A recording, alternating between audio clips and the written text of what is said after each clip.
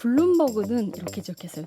노스볼트의 붕괴는 유럽에 부족한 게 자본이나 야망이 아니라 경험과 실행력이다.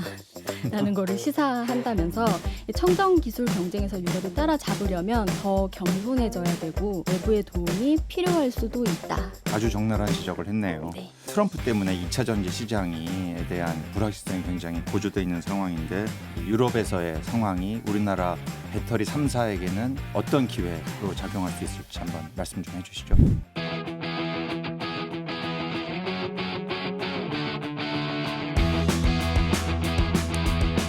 기후의 눈으로 경제를 읽다. CBS 기후로운 경제생활에 오신 것을 환영합니다. 저는 진행을 맡은 홍종호입니다. 한 주 동안 세계 각지에서 벌어진 기후 현안 전해드리는 주간 기후 브리핑 시간입니다. 오늘도 CBS 경제부 최소연 기자 나와 계세요. 안녕하세요. 안녕하세요. 이번 주도 두 가지 소식 준비했습니다. 먼저 첫 번째 소식은요. 파산 위기 노스볼트. 한국엔 득일까 실일까?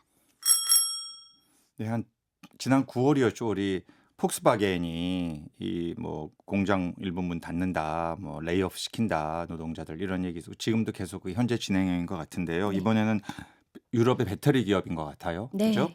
노스볼트라는 스웨덴 기업이고요. 이게 유럽의 대표 배터리사입니다. 근데 배터리 하면 우리가 주로 아시아 떠올리잖아요. 그렇죠. 대표적으로 우리나라 LG 에너지 솔루션 유명하고요. 삼성 SDI, SK온, 그다음에 중국 CATL, 비아디, 그다음에 일본의 파나소닉 이렇게 있었는데 이 아시아 기업들의 대항마이면서 유럽인들한테 나름 자존심이었던 기업이 노스볼트입니다. 2016년에 테슬라 임원이 설립을 했어요. 배터리 제조 스타트업으로 시작을 했고요. 조금 생소한 분들도 많으시지만 유럽 최대의 배터리 제조사라고 보시면 됩니다. 그래서 폭스바겐이랑 골드만삭스가 최대 주주예요. 각각 21%, 19% 지분을 갖고 있고요. 세계에서 가장 친환경적인 배터리를 만들겠다 이런 포부를 밝히면서 출발한 기업이었습니다. 네, 현지 시간으로 이제 지난주죠. 지난 21일에 노스볼트가 미국 법원에 파산 보호 신청을 했다는 소식이 그렇군요. 전해졌습니다. 뒤에서 CEO도 사임을 했고요. 이게 챕터 11이라고 불리는 절차인데 파산 보호 절차, 우리나라의 기업 회생 절차하고 유사하다고 보시면 됩니다. 그 기업을 이제 따져보고 청산하는 것보다 그래도 정상화를 하는 게 낫다고 판단이 된다면 미국 정부 또는 법원 관리 하에 이제 채무 동결과 기업 구조 조정을 하는 그런 과정인데 이게 내년 1분기까지 좀 구조 조정이 이루어질 거라고 전망이 되고 있어요. 이 노스볼트가 이제 파산 보호 신청 서류에 이제 보유하고 있는 현금이 한 3천만 달러 정도 된다고 적었대요. 근데 이게 이 회사가 한 일주일치 운영 지원비에 불과하다고 합니다. 아주 긴박하군요. 예, 반면에 부채는 200배에 달하는 58억 달러래요. 그래서 주요 주주인 폭스바겐이랑 골드만삭스의 손실이 좀 분명한 것 같아요. 아까 처음 시작하신 것처럼 폭스바겐도 이제 독일 자국 내 그 공장 폐쇄까지 결정할 만큼 어렵다 보니까 자금 조달에 어려움이 있었던 것 같고요. 골드만삭스 같은 경우엔 지금 투자금 우리 돈으로 한 1조 2천억 원가량이 상각될 위기에 처했다고 합니다. 네. 우리도 한국수출입은행이 한 1,400억 원 정도를 대출을 해줬대요. 그래서 관련해서 어떻게 처리되는지 좀 지켜봐야 할 것 같습니다. 그러네요. 아니 배터리 산업에서는 그래 유럽의 자존심이다 이렇게 평가가 됐는데 어쩌다 이렇게까지 왔죠?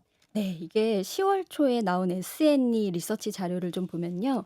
이게 유럽 전기차 캐즘이 이제 심화되면서 유럽 지역에서 순수 전기차랑 플러그인 하이브리드 판매량이 전년 대비 2.7% 감소했다고 해요. 여기에 더해서 이제 상반기에 자동차 배출가스 규제 이제 유로 7이 이제 예고가 됐었는데 이게 초안에 비해서 완화된 기준으로 의회를 통과를 좀 했어요. 그러면서 내연 기관차 수명이 더 늘어나게 됐는데 이게 이제 이 업체는 악재가 됐던 거죠. 그리고 또 캐즘 외에도 그냥 회사 경쟁력이 좀 떨어졌다 이런 얘기도 있어요. 뼈 아프네요. 그런 네. 지적은. 예, 일단 가격 경쟁력이 한중일 이 3국 6개사에 비해서 좀 떨어졌던 게 있고요. 압도적으로 한중일 6개사가 우세했던 게 있고요. 그다음에 수율 문제도 좀 지적이 됐어요. 이게 그 배터리 생산하는 그 제품 중에서 이제 양품의 비율이 중국이나 우리나라는 주요 업체 수율이 한 95% 이상인데 노스볼트는 40% 음. 미만이라고 어쨌든 해요. 불량률이 높다 이런 너무 얘기죠. 높은 예, 거죠. 수율이 이제 그런 그쵸. 이 단어니까 절반 죠 이상이 네. 불량품이었던 거죠. 그다음에 올해 6월에 지금 BMW가 20억 유로, 그러니까 우리나라 돈으로 3조 원 규모 배터리 셀 계약을 취소하면서 이게 위기설이 좀 불거졌어요. 근데 이 원인도 수율이 좀 올라오지 않고 있고, 그다음에 공급 기한이 2년이나 지연이 됐대요. 공급 음. 예정 기한이. 그러니까 그래서 아무래도 같은 유럽 쪽의 네, 회사라고 하더라도 피해를 자기 줬는데 것을만을 이제 고집할 수가 없는 상황이죠. 이렇게 네, 실적이 안 좋으니까 이 예. 제품이. 맞습니다. 그래서 영국 파이낸셜 타임스에서는 굉장히 뼈아픈 지적을 했어요. 임직원들이 무능했다. 어이고. 무리한 사업 확정부터 구매 프로세스까지 전반적으로 좀 미숙했다. 이런 지적도 했고요. 블룸버그는 이렇게 지적했어요. 노스볼트의 붕괴는 유럽에 부족한 게 자본이나 야망이 아니라 경험과 실행력이다. 라는 거를 시사한다면서 청정 기술 경쟁에서 유럽이 따라잡으려면 더 겸손해져야 되고 외부의 도움이 필요할 수도 있다라고 음. 조언을 네. 했습니다. 아주 적나라한 지적을 했네요. 네. 우리 그 지난 9월 달에 폭스바겐 상황 이야기하면서 이렇게 되면 현대차에게 우리 뭐 어쨌든 전 세계 3위 메이커니까 이제 호재 아닐까 이런 이야기 했었는데요. 지금 트럼프 때문에 2차 전지 시장에 대한 불확실성이 굉장히 고조돼 있는 상황인데 과연 이런 식의 이 유럽에서의 상황이 우리나라 배터리 3사에게는 어떤 기회로 작용할 수 있을지 한번 말씀 좀 해주시죠. 예, 일단 좀 양면이 있는 것 같습니다. 기본적으로 우리나라 배터리 3사한테는 경쟁사가 하나 사라진 거니까 그 자체로 조금 보면 호재라고도 할 수 있을 것 같아요. 근데 이 노스볼트 사태가 만약에 전기차 캐즘의 심각성을 보여주는 거다라고 음. 한다면 이게 완성차 기업들이 생산 계획을 조정하게 되잖아요. 그러면은 배터리 수요 자체가 줄기 때문에 어떻게 보면 업계의 파이가 작아지는 그런 결과가 초래되면은 이거는 악재라고 볼 수가 있고요. 또 한 가지로 이번 사태를 계기로 어떻게 보면 아까 블룸버그의 조언처럼 유럽연합이 중국하고 밀착할 가능성도 있다. 이런 예견도 나와요. 네. 유럽연합이 관세 정책의 이 협상 카드로 CATL 같은 중국 업체에다가 유럽 내 현지 생산을 좀 유도를 하고 있거든요. 해외 직접 투자를 유럽으로 들여와라. 네. 그러면 좋다. 예. 네. 근데 미국의 대중국 전략이 중국을 그냥 아예 원천 그렇죠. 차단하는 그렇죠. 거라면 유럽은 시장은 내주겠다. 대신 기술과 지식재산권을 좀 다오. 예, 이런 전략이기 때문에 유럽연합이랑 중국이 많이 밀착을 하게 되면 우리 기업들은 좀 경쟁이 치열해질 수 경쟁이 있다. 더 유럽 시장에서는 예. 최소한 그렇게 되겠습니다. 그리고 또 시야를 좀 넓혀서 보면은 물론 시장에 2차 전지 업계도 있지만 관련해서 장비 제조사들도 있거든요. 이런 장비 제조사에는 2차 전지 업체가 고객사예요. 그러면 이런 업체들한테는 납품처를 하나 잃어버리는 거죠. 그렇죠. 노스볼트 파산이. 실제로 우리 기업 SK 넥실리스가 이제 노스볼트에 올해부터 5년간 최대 1조 4천억 원 규모의 동박 공급 계약을 맺었었다고 해요. 이런 업체들이 잔금을 못 받는 건 아닌지 하는 좀 우려도 나오고 있습니다. 예. 어쨌든 이런 노스볼트 상황을 우리나라 기업들이 다 인지하고 아마 이제 상황을 계속 예의주시하고 있을 것 같은데요.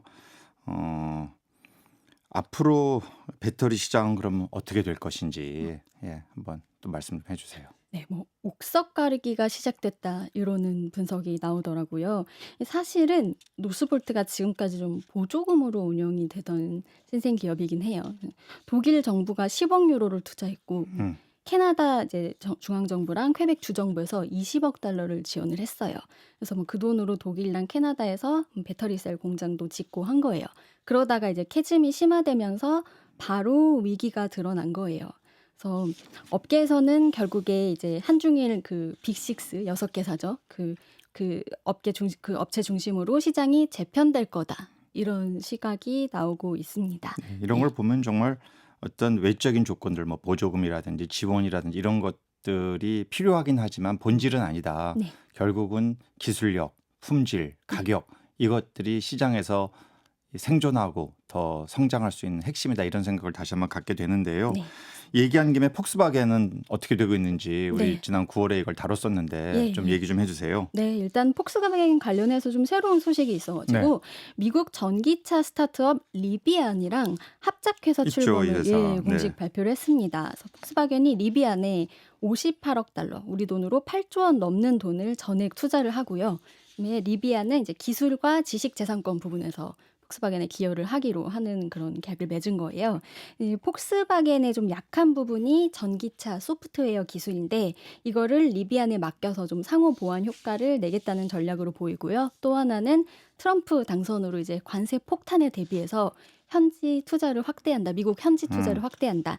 요런 전략으로도 읽을 수가 있겠습니다.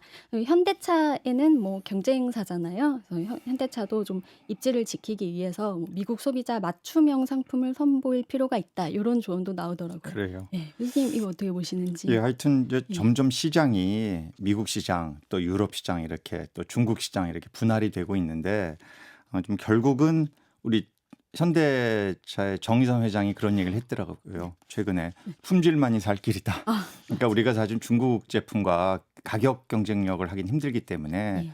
결국 배터리에 있어서도 전기차에 있어서도 결국 어떻게 획기적인 또 초격차적인 이런 품질을 유지할 것이냐가 정말 앞으로 시장을 계속 개척해 나가는 데 있어서 핵심이 아닐까 싶습니다. 네.